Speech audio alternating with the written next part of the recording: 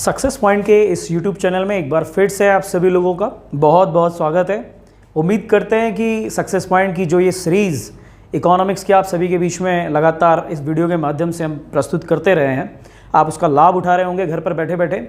और जो हमारा इकोनॉमिक्स में डिमांड का चैप्टर चल रहा है, उस चैप्टर को उन सारी वीडियोज़ के माध्यम से एक बार ज़रूर समझने का प्रयास आप करें और लगातार उसमें जो चीज़ें जो पॉइंट्स बताए गए हैं उन सबको देखने का प्रयास करें, उनसे क्या क्या प्रश्न क्वेश्चन बन सकते हैं उस फॉर्मेशन में उसको पढ़ने का प्रयास करेंगे। और जैसा कि मैंने अपनी हर वीडियो में कहा है कि आपको उससे रिलेटेड में अगर किसी भी प्रकार का कोई डाउट है तो कमेंट बॉक्स में अपना डाउट लिखिए। मैं उम्मीद करूँगा कि सभी जो क्वेश्चंस होंगे या डाउट्स होंगे आप लोगों के, उनके रिप्लाई और आंसर मैं आप लोगों को वहाँ पर प्रोवाइड कर सकूँगा।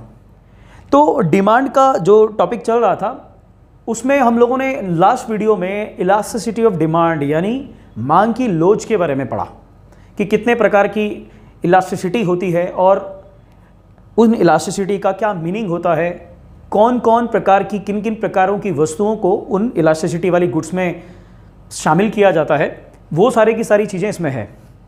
देखिए, उन सब के अलावा एक चीज़ जो मैंने नहीं पढ़ाई है, जो कॉमन सेंस की बात है कि डिमांड के फैक्टर्स में जब हमने प्राइस और कंज्यूमर की इनकम की बात की, उनके अलावा कौन कौन सी चीज़ें जो हमारे इनकम को इफ़ेक्ट करती हैं, तो उसमें बहुत सारी चीज़ें जुड़ सकती हैं। जैसे मौसम की बात कर सकते हैं कि सीज़न में चेंज होता है तो हम वस्तुओं में मांग में परिवर्तन कर देते हैं। गर्मियों में दूसरे तरीके की वस्तुएं यूज़ करते हैं, सर्दियों में दूसरे तरीके की वस्तुएं यूज़ करते हैं। लाइक सर्दियों में हम गर्म कपड़ों की डिमांड करते हैं, गर्मियों में हम हल्के कपड़ों की डिमांड करते हैं।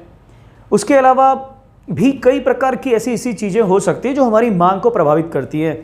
लेकिन मैंने सिर्फ इकोनॉमिक्स के जो सैद्धांतिक और मूल प्रिंसिपल कॉन्सेप्ट है उन्हीं के बिहाफ पर इसे बताने का प्रयास किया है। बाकी मैं बार बार आपको ये बताने का प्रयास कर रहा हूँ कि इकोनॉमिक एक बिहेवियरल तरीके से अगर आप समझेंगे, व्यवहारिक रूप से अगर आप समझेंगे, तो आर्थिक सिद्धांतों को समझने में बेहद आसानी आपको होगी। और कभी भी एग्जाम में अगर कोई क्वेश्चन आए तो उनको अपने अकॉर्डिंग सोच कर आप ऑप्शंस में से उस क्वेश्चन को फाइंड आउट कर सकते हैं। या अगर मेंस ओरिएंटेशन आंसर अगर आपको कहीं लिखना है तो थॉट मेकिंग प्रोसेस में आप अपनी एक्टिविटीज़ जो डेली यूज़ में आप करते हैं, इकोनॉमिक एक्टिविटीज़, उसका इस्तेमाल करके आंसर लिख सकते हैं। तो आज हम यहाँ पर जो है डिमांड के इस चैप्टर का लास्ट टॉपिक लेकर मैं आपके बीच में आ रहा हूँ और ये है यूटिलिटी। जैसा कि आप बोर्ड में देख रहे हैं, मैंने डायग्राम इसका आपके सामने बनाया है। यूटिलिटी जिसको हम कहते हैं उपयोगिता। डिमांड के पूरे चैप्टर में हम लोग एक शब्द जो एंडिंग टर्म था उसका इस्तेमाल कर रहे हैं, वो है उपभोग, कंजम्पशन। कंजम्पशन से पहले हमने यूज किया था डिस्ट्रीब्यूशन और उससे भी पहले यूज किया था प्रोडक्शन, राइट? यानी production then distribution then consumption. Consumption यानी उपभोग की इस अवस्था में जो सबसे महत्वपूर्ण शब्द आता है वो उपयोगिता का आता है, वो यूटिलिटी का। देखिए, दुनिया में कई प्रकार की वस्तुएं बनती है, अनेकों प्रकार की वस्तुएं बनती हैं। आप अपने आप से प्रश्न कीजिए, क्या हर प्रकार की वस्तु को आप परचेस करते हैं? नहीं करते। आप उन्हीं वस्तुओं को परचेस करते हैं या उन्हीं वस्तुओं को आप खरीदते हैं जिनकी आपके लिए उपयोगिता है, जिन वस्तुओं की आपके लिए यूटिलिटी है। और उसी यूटिलिटी और उपयोगिता जितने क्लास या जितने समूह के लोगों की जितनी ज़्यादा उसकी यूटिलिटी होगी, उतना ही उसकी डिमांड बढ़ जाएगी और उतना ही ज़्यादा उसका फिर प्रोडक्शन होगा। तो इसलिए यूटिलिटी का कॉन्सेप्ट डिमांड के चैप्टर में एक बहुत अहम रोल निभाता है। और इसीलिए मैंने यहाँ पर एक डेफिनेशन इंग्लिश में मैंने अपने शब्दों में लिखी है। ज़रूरी नहीं कि एग्जैक्ट डेफिनेशन किताब में आपको मिलेगी। ये एक तरीका होता है कि आप कॉन्सेप्ट को समझ लीजिए और उसके बाद उसे अपने शब्दों में लिखने का प्रयास कीजिए। तरीका यही है। तो मैं आपको एक डेफिनेशन जो मैंने बताई कि psychological satisfaction received by the consumption of a good. Hindi में अगर मैं कहूँ कि किसी वस्तु के उपभोग करने से जो मानसिक संतुष्टि प्राप्त होती है उसे क्या कहा जाता है? उपयोगिता कहा जाता है। यहां पर हमने एक शब्द का प्रयोग किया, मानसिक संतुष्टि या मनोवैज्ञानिक संतुष्टि, जिसको कि हमने इंग्लिश में यूज किया साइकोलॉजिकल सेटिस्फैक्शन। साइकोलॉजिकल सेटिस्फैक्शन किसी वस्तु का उपभोग करने से जो हमें मिलती है उसी को यूटिलिटी कहते हैं। एग्जाम्पल से मैं समझाता हूं आपको। आप कोई भी चीज़ जब इस्तेमाल करते हो तो इस्तेमाल करने के बाद दोबारा उस चीज़ को इस्तेमाल कब करोगे? जब आपको पहली बार जब आपने उस चीज़ का इस्तेमाल किया था या उसका कंजम्पशन किया था तो आपको, अगर मैं शब्द यूज़ करूं, मज़ा आया या इंजॉय आपने महसूस किया, आनंद की अनुभूति आपने प्राप्त की। और आनंद की अनुभूति अगर आप प्राप्त करते हैं तो डेफिनेट है कि नेक्स्ट टाइम आप फिर से उस वस्तु का कंजम्पशन करने का जरूर प्रयास करेंगे। गेटिंग? ये सिंपल सी डेफिनेशन है। यानी यूटिलिटी सीधे तौर पर जुड़ती है किससे? साइकोलॉजिकल सेटिस्फैक्शन से। पहली बात क्लियर हो गई। अब ये जो यूटिलिटी है ये हम देख रहे हैं कि दो टाइप की होती है, इसको दो प्रकारों में वर्गीकरण किया जाता है। एक को हम लोग कहते हैं मार्जिनल यूटिलिटी, हिंदी में हम लोग इसको कहते हैं सीमांत उपयोगिता, और दूसरी मैंने लिखी है यहां पर देखिए टोटल यूटिलिटी, जिसको हम लोग कहते हैं कुल उपयोगिता। दोनों में एक बेसिक डिफरेंस है। यूपीएससी के प्रीलिम्स एग्जामिनेशंस में ये क्वेश्चन बहुत पूछे जा सकते हैं, एसएससी में और किसी भी जहां पर इकोनॉमिक्स से रिलेटेड अच्छे खासे स्टैंडर्ड इकोनॉमिक्स से क्वेश्चन आते हैं, वहां पर इन क्वेश्चंस की इंपॉर्टेंस बढ़ जाएगी, क्वेश्चन आने की संभावना ज्यादा होती है। तो इसलिए ढंग से आप इसे समझिए। मार्जिनल यूटिलिटी यानी सीमांत उपयोगिता को अगर मैं परिभाषित करूं तो satisfaction received by the consumption of an additional unit called marginal utility. Hindi में इसको कहते हैं कि किसी वस्तु की या किसी अतिरिक्त इकाई के उपभोग से मिलने वाली मनोवैज्ञानिक संतुष्टि को मार्जिनल यूटिलिटी कहते हैं। यहां पर एक टर्म आया एडिशनल यूनिट, अदरवाइज ये तो ऊपर वाली डेफिनेशन की एक जैसा इक्विवेलेंट हो जाता। टर्म आया है एडिशनल यूनिट। ये एडिशनल यूनिट का मतलब है कि जब आप एक वस्तु का उपभोग करते हैं, उसके बाद जब आप दूसरी वस्तु का उपभोग करते हैं तो आपको कितना आनंद आया, फिर आप किसी वस्तु का उपभोग करते हैं, फिर आपको कितना आनंद आया। तो यानी कि अल्टीमेटली मार्जिनल यूटिलिटी आपकी आनंद की काउंटिंग कर रहा है, आनंद को माप रहा है, मेजरमेंट कर रहा है कि कितना आपको आनंद आया, कितना इंजॉय किया आपने उस वस्तु को यूटिलाइज करके। मार्जिनल यूटिलिटी ये है। अभी मैं जब एग्जांपल पे आऊंगा आपको बहुत अच्छे से समझ में आएगा, गारंटी है इस चीज की। टोटल यूटिलिटी की बात करते हैं। टोटल यूटिलिटी का मतलब हो गया कि अगर हम किसी वस्तु को कई बार यूज करते हैं, कई बार उसका उपभोग करते हैं, कोई वस्तु है मैनी टाइम्स उसको यूटिलाइज करते हैं, मैनी टाइम उसका कंजम्पशन करते हैं, और जब वो वस्तु जितना हमने उसको उपभोग करना था, जब कंप्लीट उपभोग या कंप्लीट कंजम्पशन या कंप्लीट यूटिलाइजेशन हमने उस गुड्स का कर दिया, तो हमारी फाइनल मार्जिनल यूटिलिटी कितनी रही, एंडिंग ओवरऑल कितनी रही, तो उसका कैलकुलेशन करके हम जो वैल्यू निकालते हैं वो टोटल यूटिलिटी कहलाता है। अभी एग्जांपल से इसको भी आपको मैं समझा दूंगा। फिलहाल अगर आप चाहेंगे डेफिनेशन लिखना तो इसको भी आप लिख सकते हैं कि total satisfaction received by the consumption of fix unit of a good called total utility. किसी वस्तु के निर्धारित मात्रा में उपभोग करने से जो संतुष्टि प्राप्त होती है उसे कुल उपयोगिता कहते हैं। ओके, अब इसके आगे अगर मैं एक बात कहूं, उसको मैं अब जोड़ रहा हूं, उसको कहते हैं कि law of diminishing of marginal utility, यानी इसको हिंदी में बोलते हैं हम ह्रासमान सीमांत उपयोगिता का नियम। ह्रासमान सीमांत उपयोगिता का नियम या law of diminishing marginal utility का मतलब क्या है, एक एग्जांपल से समझो। मान लो कि गर्मियों का मौसम है, ठीक, गर्मियों के मौसम में आपको बहुत तेज प्यास लगी है, भयंकर प्यास लगी है। आपको मैंने कहा या किसी ने आपको कहा कि मैं आपको जो है माजा पिलाता हूं या फ्रूटी पिलाता हूं, कोई भी ऐसी चीज, ठीक, और आप कहेंगे, मैं कहूंगा कितनी पियोगे, जोश में आपने कहा कि मैं 5 पी लूंगा। गेटिंग? मैंने आपको भयंकर प्यास आपको लग रही है, गर्मी बहुत तेज लग रही है, मैंने आपको पहली माजा की बोतल पकड़ाई या पहली फ्रूटी आपको पकड़ाई और आपने पी ली। मैंने आपको कहा कि एंजॉय, आपको कितना आनंद आया, कितना आपने मजा लिया, उसमें आपको मार्क्स देने हैं 10 में से। गेटिंग? तो आप बताइए, जब आपने पहली बार उतनी भयानक प्यास में जब वो पहली फ्रूटी पी तो आप कितने में से कितने देंगे? ऑब्वियस सी बात है, उस समय आप कहेंगे कि बहुत ही आनंद आया, 10/10। अब सोचिए मैं आपको दूसरी माजा देता हूं, आनंद आएगा, बट क्या उतना आनंद आया होगा जितना पहले आया? मैं आपको तीसरी देता हूं, चौथी देता हूं, 5वीं देता हूं, आप बताइए कि आपको हर माजा की एडिशनल, जब आप अगली बोतल पी रहे थे तो क्या आपको उतना ही आनंद आ रहा था जितना पहले वाली को पी के आ रहा था? नहीं। यानी कि जब एक वस्तु का कई बार आप एक बारी में उपभोग करते जाते हैं तो उसकी मार्जिनल यूटिलिटी जो होती है, उसकी सीमांत उपयोगिता जो होती है, वो घटती चली जाती है। गेटिंग? और इसी चीज को हम लोग law of diminishing marginal utility कहते हैं। इसी बात को अब टोटल यूटिलिटी के कॉन्सेप्ट में समझाने के लिए मैं आपके सामने एक एग्जांपल डायग्राम से रखता हूं और उम्मीद कर रहा हूं कि आप इस चीज को समझ रहे होंगे। कहने को तो ये बहुत बड़ा आर्थिक सिद्धांत के रूप में लग रहा होगा, लेकिन जो एग्जांपल साथ में मैं आपको दे रहा हूं ऐसा डेफिनेटली आपके साथ भी होता है और हर इंसान के साथ होता है। और बात वही है कि अर्थशास्त्री भी तो वही सिद्धांत बनाएंगे जो कॉमनली होता है। वो कोई नई चीज़ तो खोज के नहीं लाएंगे, वो वही चीज़ तो खोजेंगे, उन्हीं चीज़ों को तो सिद्धांत के रूप में अपनी पुस्तकों में लिखेंगे जो होती है।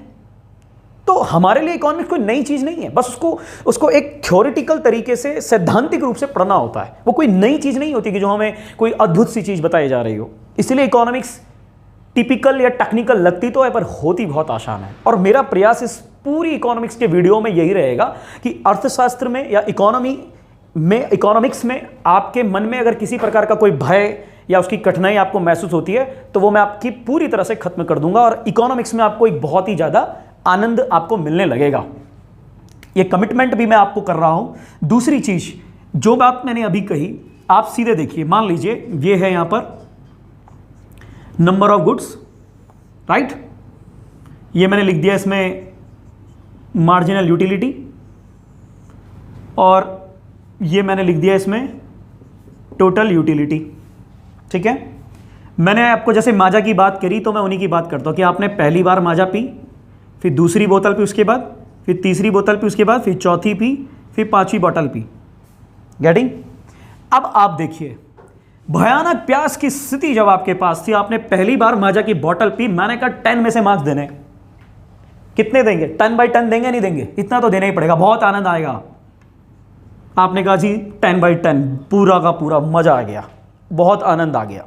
यस, यानी पहली बोतल में मार्जिनल यूटिलिटी 10, तो टोटल यूटिलिटी क्या हो गई? ये भी 10 है, तो यानी टोटल यूटिलिटी 10 हो गई।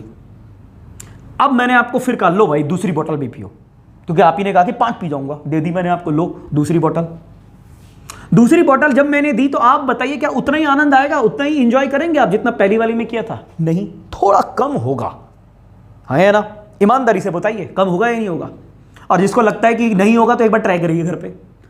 कम होगा, मैंने कहा कि कम है ऑब्वियसली, तो 10 में से नंबर देने। इस बार मैं कहूंगा 7 नंबर देता हूं। मजा तो आया पर इतना नहीं आया जितना पहले आया। ठीक, तो दूसरी वाले मार्जिनल यूटिलिटी मेरी 7 आ गई। टोटल कितने हो गए भी? तो टोटल 10 था, 10 में 7 और जोड़ दो तो हो गया तुम्हारा 17, 17। टोटल यूटिलिटी 17 हो गई। थर्ड वाले की बात करें, मैंने कहा लो अब तीसरी बार फिर पियो, तीसरी बार फिर पियो। अब आप फिर कंफ्यूजन, आपने कहा यार पीनी पड़ेगी, ठीक है पी। पीने के बाद अब आप बताइए क्या अब मार्जिनल यूटिलिटी 7 के बराबर होगी? नहीं, और कम होगी। मान लेते हैं कि अब आपने कहा बस 3 ही नंबर, बस इससे ज़्यादा नहीं दे रहा। मज़ा तो आया लेकिन बहुत ज़्यादा नहीं आया, 3 में आप रुक गए। तो मार्जिनल यूटिलिटी 3 हो गई तीसरे वाले में। तो टोटल कितनी होगी? 17 पहले थी, 3 ये हुई, यानी 20, यानी 20 यूटिलिटी टोटल हो गई। अब मैंने कहा भैया चौथी भी पी, 5 कहा था आपने, चौथी मार्जिनल, चौथी वाली जब माजा मैंने आपको दी तो अब आपने वो मतलब ही समझ लो कि बस पी ली किसी तरीके से। मैंने कहा मजा आया? आपने कहा ना मजा तो नहीं आया, मैं नहीं दे रहा नंबर। तो 10 में से मिल गए मान लो 0 नंबर, मार्जिनल यूटिलिटी कुछ नहीं। तो टोटल यूटिलिटी क्या हो गई? 20 प्लस 0 अगेन 20। और 5वीं की बात जब मैंने करी, मैंने कहा ये भी पियो 5वीं। तो 5वीं तो पनिशमेंट टाइप की लगने लगी, जैसे कोई पनिशमेंट मिल गई हो, सजा मिल गई हो। तो 5वीं भी जब जबरदस्ती पिलवाने की बात हुई तो आपने कहा बस अब तो कुछ मजा नहीं आया, मैं तो इसको कोई नंबर नहीं दे रहा, और हो सकता है कोई वोमिट ना कर रहा उल्टा, तो -10, मजा ही नहीं आया, पनिशमेंट हो गई। फाइनली टोटल यूटिलिटी मान लिया जाए 20 - 10 अगेन 10 हो गई। तो ये तो हो गई टोटल यूटिलिटी, ये हो गई मार्जिनल यूटिलिटी। तो मार्जिनल यूटिलिटी तो हर एक एडिशनल यूनिट के साथ घटती जाएगी, वो law of diminishing of marginal utility भी आपको बता रहा है। और सिंपल मार्जिनल यूटिलिटी का मतलब क्या है कि जब भी आप कोई वस्तु का कंजम्पशन करेंगे तो उससे आपको कितना साइकोलॉजिकल सेटिस्फैक्शन मिला, उसके अकॉर्डिंग आप उसे मार्क करते हैं। तो ये आपको मैंने बताया, और एडिशनल यूनिट जुड़ते जुड़ते घटती जा रही है, ये भी आपको मैंने बता दिया। और टोटल यूटिलिटी क्या है? उन सब वस्तुओं का ओवरऑल के बाद कितना ओवरऑल वैल्यू आया। समझ में आ रहा है? अब आपके मन में प्रश्न ये आ रहा होगा कि सर ये समझने की जरूरत क्या है, मतलब ये बात क्या है? तो एक तो कॉन्सेप्ट जो मैंने बताया वो समझ में आ गया होगा। मैं आपको एक बात बताता हूं, देखो बाजार के संदर्भ में वैसे समझो। अगर हमें ये पता है कि भाई टोटल यूटिलिटी की अगर हम बात करें, टोटल यूटिलिटी की, तो टोटल यूटिलिटी मैक्सिमम कहां पर है? टोटल यूटिलिटी मैक्सिमम है 2020। गेटिंग? अब 2020 की मैक्सिमम यूटिलिटी है, हम हमेशा ये तो चाहेंगे कि जो कंज्यूमर है उसको मैक्सिमम यूटिलिटी उसकी हो।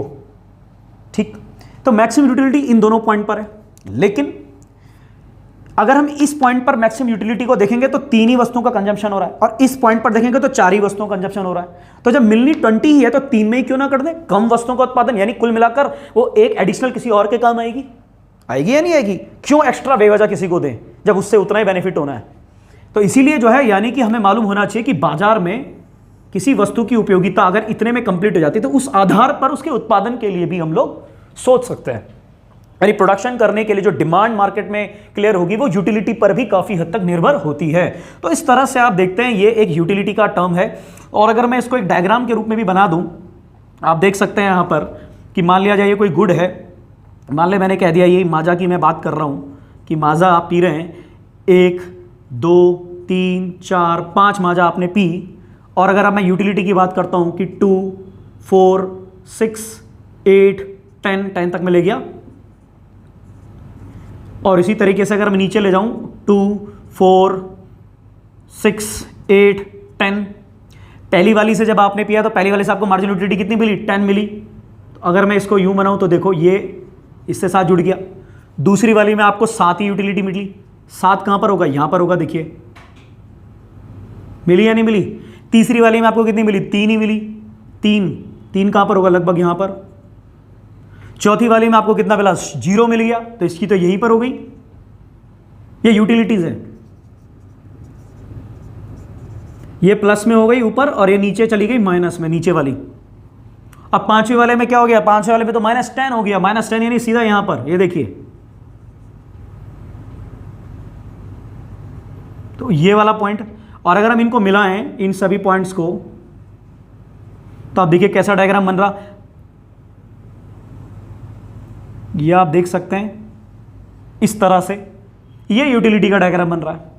तो कुल मिलाकर यूटिलिटी उपयोग से संबंधित है, और उपयोग यूटिलिटी जब आप किसी चीज की क्लियर करेंगे तो मांग के संदर्भ में भी उसको हम समझ सकेंगे, क्योंकि उत्पादन उसी तरीके से करना पड़ेगा मार्केट में।